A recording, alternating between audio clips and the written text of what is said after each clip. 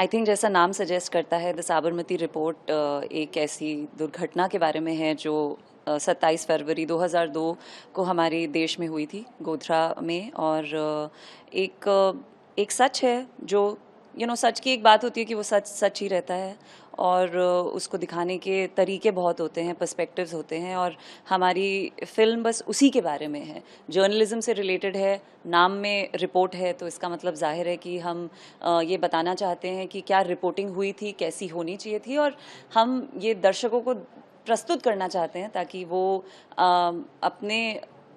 खुद देखें और डिसाइड करें फिर कि क्या सच है और कितना सच है। ये बिल्कुल सही कहा आपने कि ये उस दुर्घटना के साथ ही साथ पत्रकारिता पे भी कई सवाल उठाती है।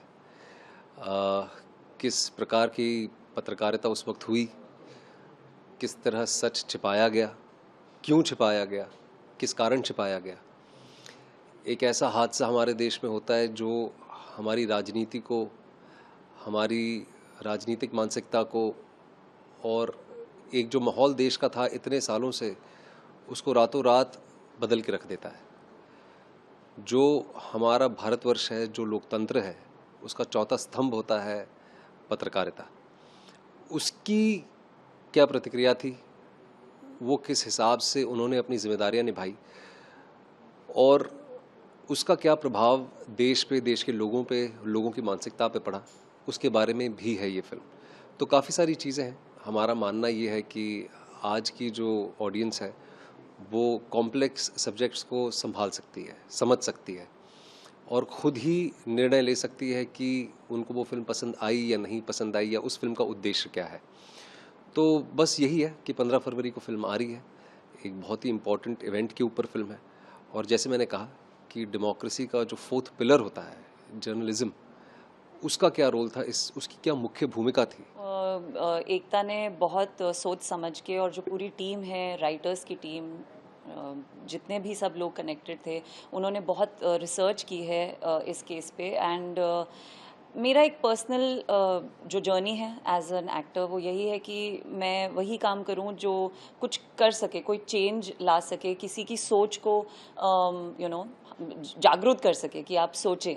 तो मैंने हमेशा से वैसा ही काम किया है, तो ये मेरे लिए उसी डायरेक्शन में था। एंड इनफैक्ट बहुत ही पावरफुल था, ट्रू स्टोरी है, और उसे बताने का एक हम एक्टर्स हैं, और हमारा मीडियम ही हमारा काम करना, हमारा जो कलाकार बन के हम जो काम करते हैं, उसी में हम अपनी बात कह सकते हैं सबसे अच्छी।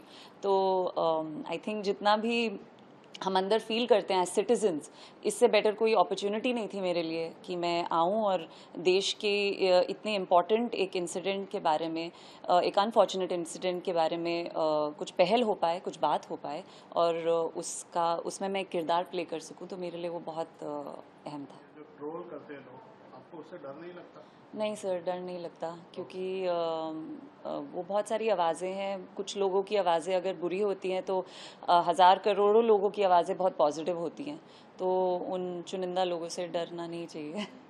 सर, मेरा भी यही व्यू पॉइंट है, और मेरे बारे में तो हर दूसरे तीसरे हफ्ते कुछ ना कुछ होता रहता है, तो मुझे डर नहीं लगता, बिल्कुल नहीं लगता। क्योंकि जैसे रिद्धि ने बहुत सही कहा कि हम उन चंद मुट्ठी भर लोगों के डर से उस पूरी आवाम के साथ हम इनजस्टिस नहीं कर सकते हैं जो हमारी बात से सहमत है। और जो मेरी फिल्मोग्राफी रही है, जो मेरी कोशिश रही है इतने सालों से कि मैं कुछ ऐसी फिल्में करूं जो लोगों को इंस्पायर कर सके, जो एंटरटेन तो करे ही करे, पर साथ ही साथ में, क्योंकि मेरा ये मानना है कि सिनेमा एक बहुत ही इन्फ्लुएंशियल मीडियम है, और मैं ये जो प्रिविलेज है मेरे पास, मैं उसका सही उपयोग कर पाऊँ और लोगों को एंटरटेन करने के साथ साथ इंस्पायर भी कर पाऊँ। और ट्रू स्टोरीज़ करना मुझे पसंद है। बायोपिक मैंने अभी की हाल ही में, 12th फेल, लोगों ने उसे भी पसंद किया। ये भी एक सच्ची कहानी पे आधारित है, तो उम्मीद है कि ये भी लोग पसंद करेंगे।